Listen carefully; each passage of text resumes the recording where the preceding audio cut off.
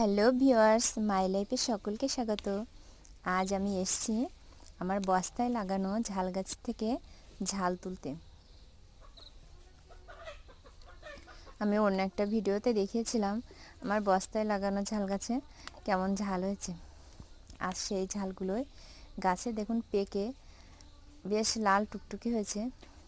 ঝালগুলোকে তুলতে কিন্তু মন চাইছে না, তারপরেও অনেকগুলো ঝাল একসাথে হওয়ায় গাছটা কেমন যেন হয়ে যাচ্ছে, যার কারণে ঝালগুলো তুলতেই হবে।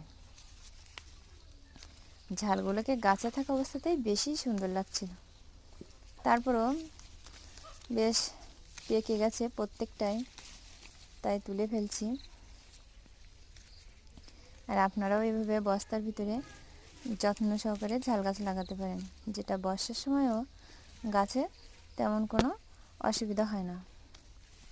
আর আমি আজকে দেখাবো আমার এই গাছ থেকে কতটা ঝাল আমি তুললাম। তো ভিডিওটি দেখতে থাকুন। আমাদের ঝাল তোলা প্রায় শেষ হয়ে গেছে, আর এই যে আজ এই ঝালগুলোই আমার গাছ থেকে তুললাম।